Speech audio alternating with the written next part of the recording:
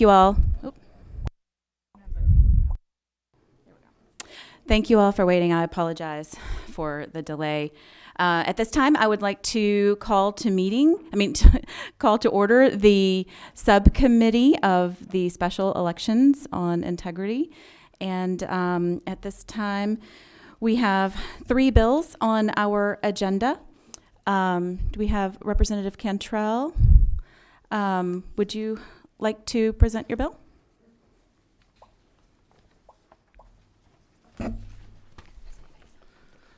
Thank you, Madam Chair. I'll be brief. Before I got elected, I was fascinated with the idea of ranked choice voting or instant runoff voting, because as a private citizen, I really hated the way we do our runoffs here in Georgia. And my first time I got elected, I went to a runoff in the summer.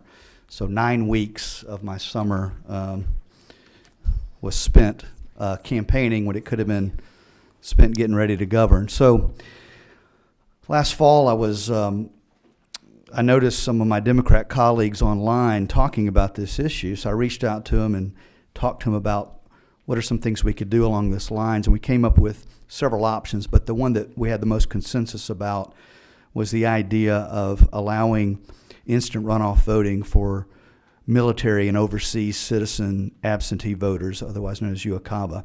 5 states currently have instant runoff voting for the military and overseas citizens: Arkansas, Alabama, Louisiana, Mississippi, and South Carolina. And as you know, being on this committee, you know that we currently have a 9-week runoff for federal elections. Georgia has a 4-week runoff for local and statewide elections. One point I want to make is we already have 4-week runoffs for local and statewide election, but we're the only state in the country to have a runoff in a general federal election. We're the only state.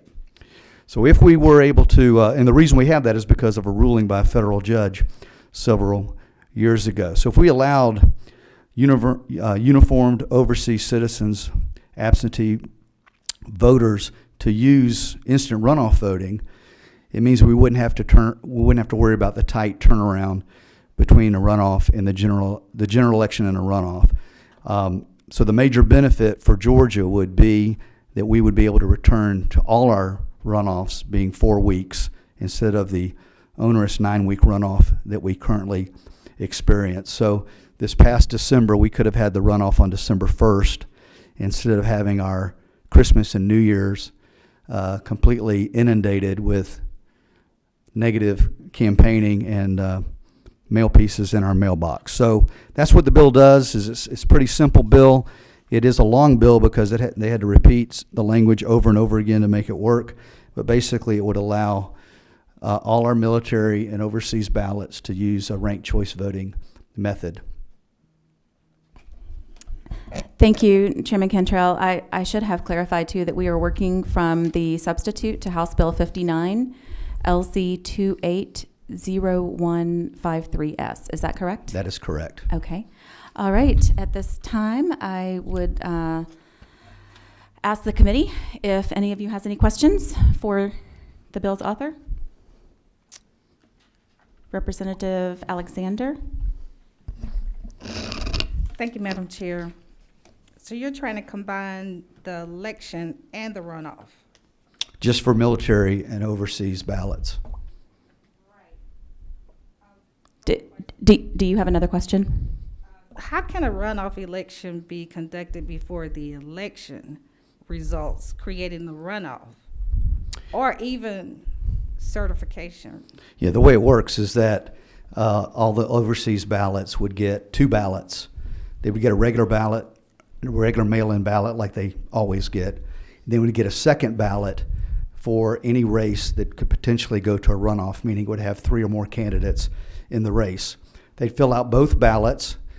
The runoff ballot would only be opened if those races went to a runoff. And then those ballots would be counted using ranked choice voting methodology at that point. You may have mentioned this in your presentation. Do other states utilize this method? Yeah, there's 5 other states. Arkansas, Alabama, Louisiana, Mississippi, and South Carolina, all high military states, to try to avoid having to have this 9-week runoff. Okay, thank you.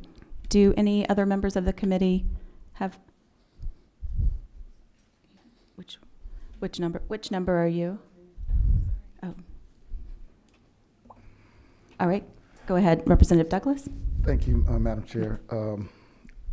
Mr. Chairman, thank you for your answer has spawned another question from the last one. Have you spoken to the elected county officials that about the impact, and what was their response? Yeah, I have spoken to some. Of course, they have concerns about the shortened time frame, but they're already doing this.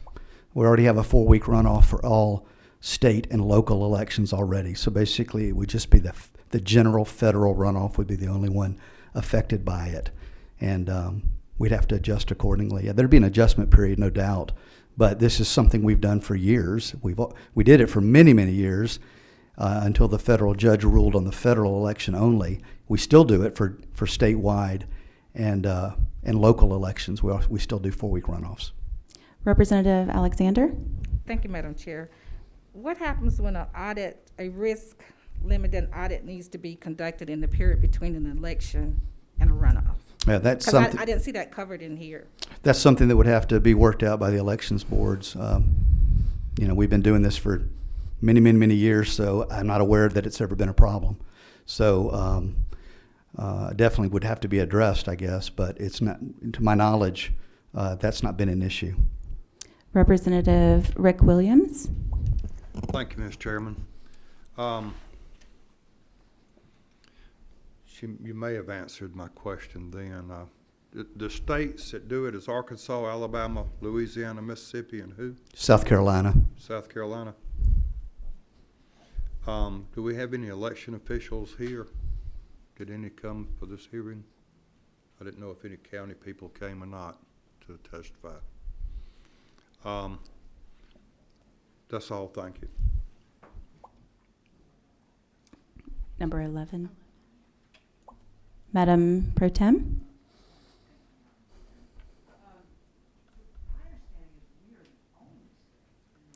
Is it working? I think it's not working. Hold on one second. Okay. Try it now it's again. on. Okay. My understanding is we're the only state with a long runoff, 9-week runoff. Is that correct? We are the only state in the country with a 9-week runoff in a general federal election. Right. And then I was in communication with the Secretary of State's office early today to make sure I had all this right. Yeah. But like in my case, my election was a 9-week runoff because they already assume that there's going to be some federal runoffs in a primary, and that's why. Because I wondered why did I have to? Because it was a local election, but it still applied because they like to lump them all into one. And I believe, Representative, that the primary reason we are the only state is because 48 other states, their elections are by plurality. Correct. And Louisiana is not plurality, but they have like a jungle. The jungle primary. For everything. But so we're the only state that does it our way.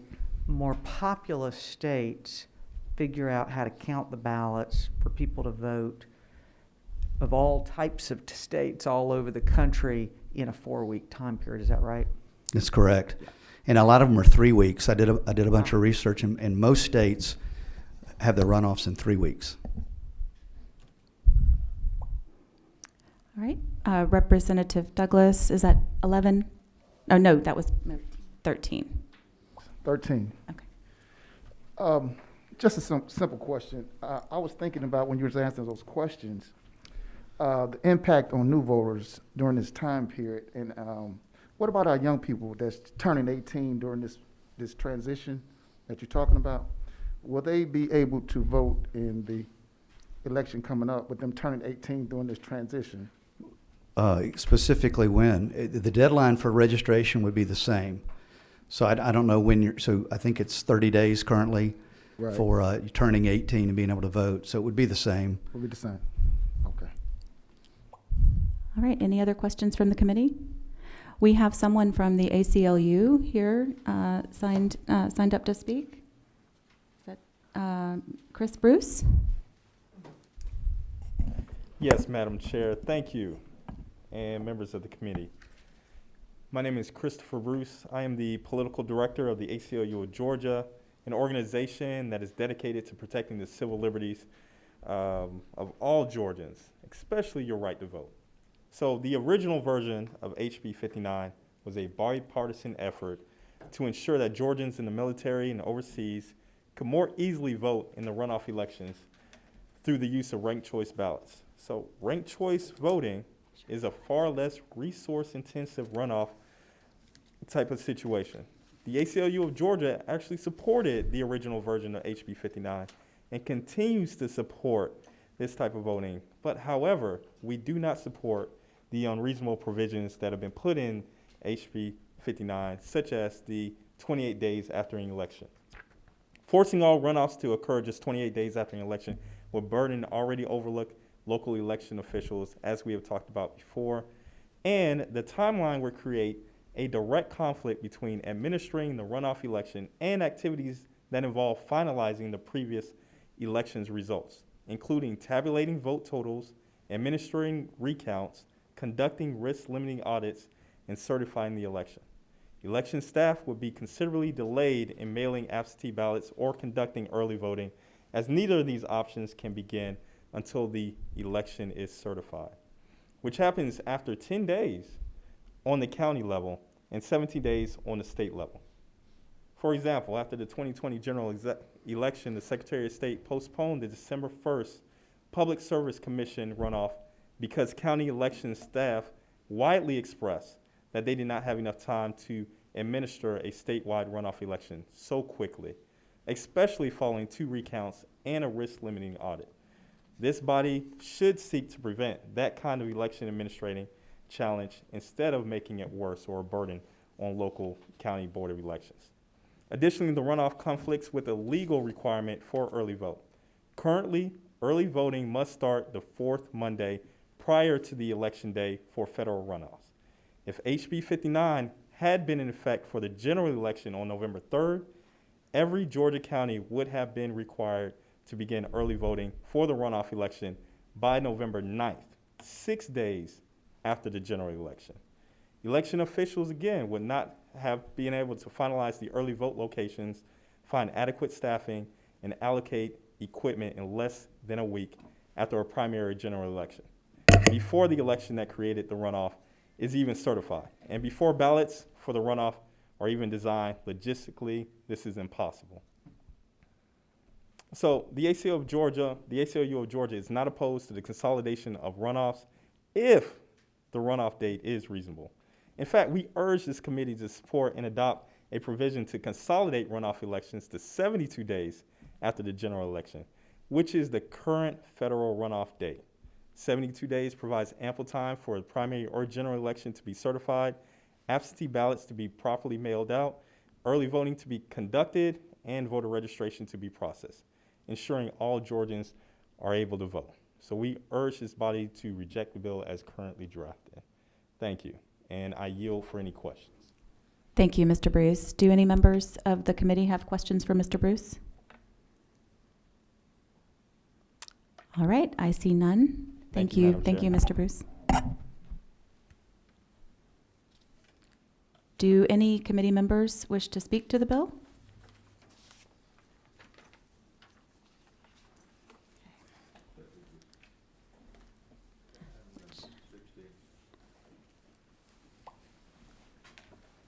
Okay. I live in a community that perhaps, and work in a community that perhaps has the most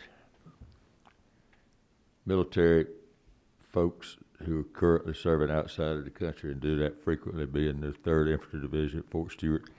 Many of those folks are already familiar with this system, having once voted in South Carolina or Mississippi or one of these other places that currently has it. So, and every comment I've ever heard about it has been very positive.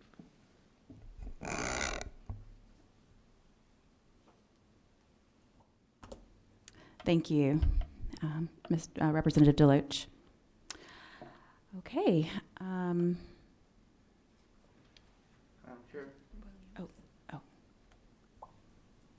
Representative Williams? Yes, ma'am, thank you.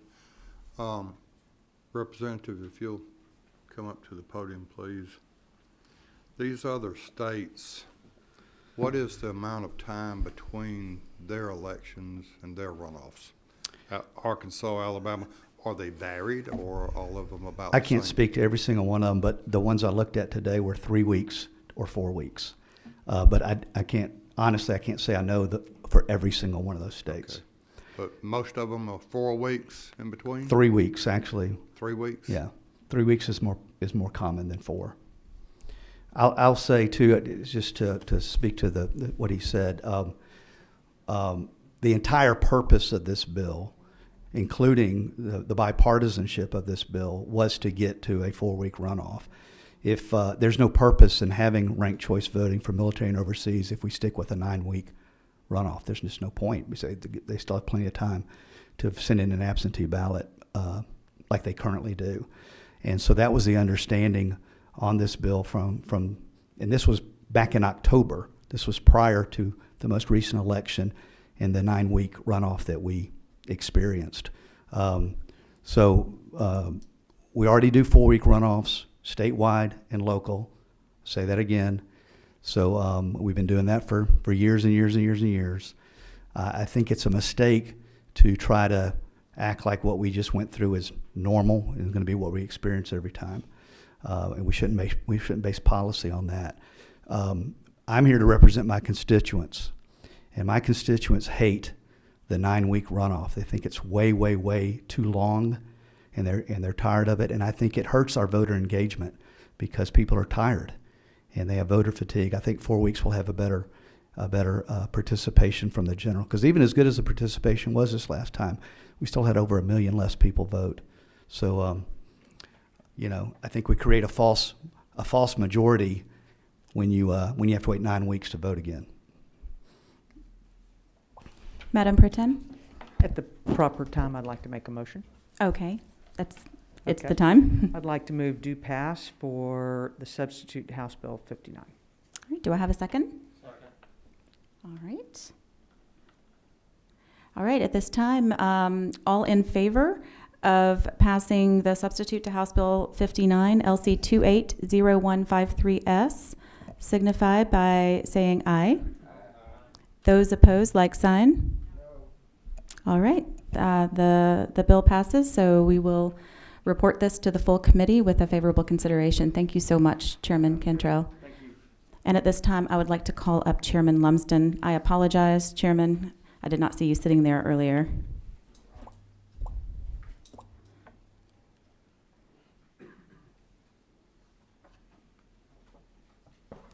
Good afternoon, Madam Chair, members of the House. I bring to you House Bill 136. This LC number 470705.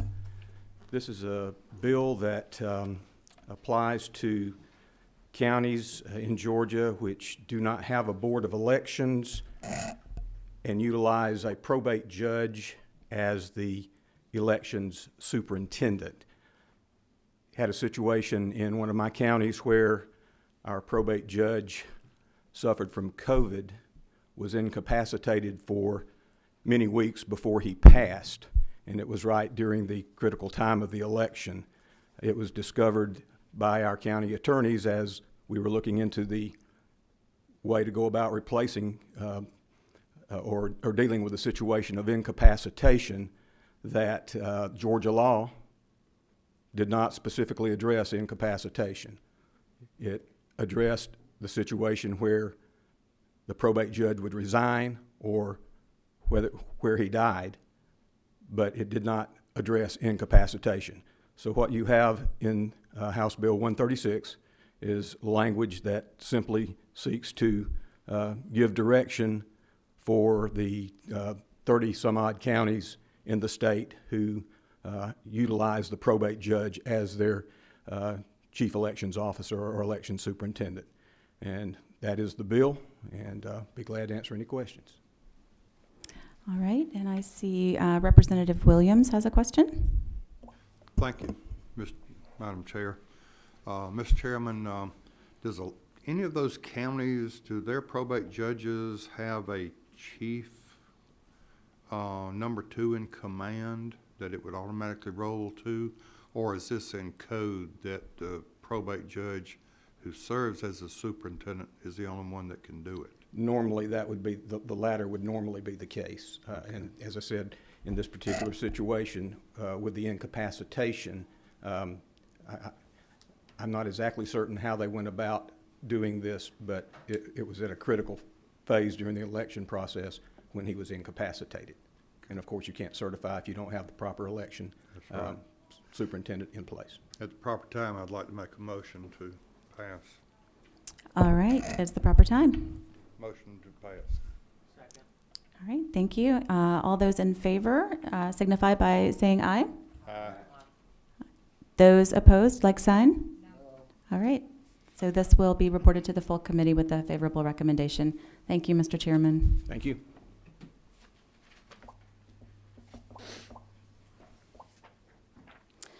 All right, we have one more bill on the agenda, and that is from Representative Gaines.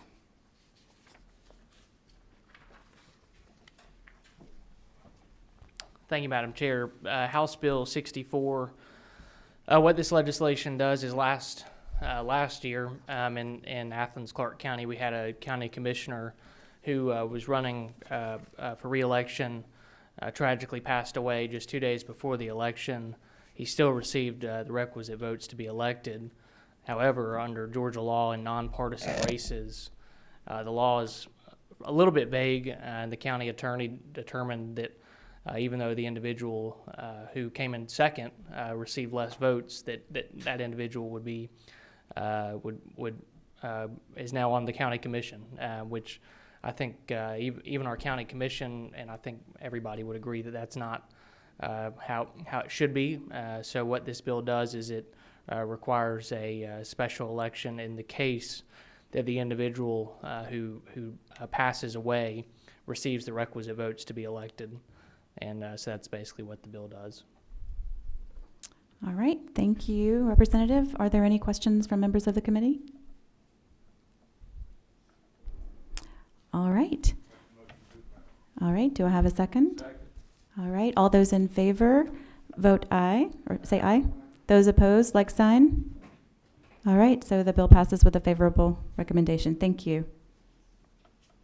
And with that, this meeting will be adjourned.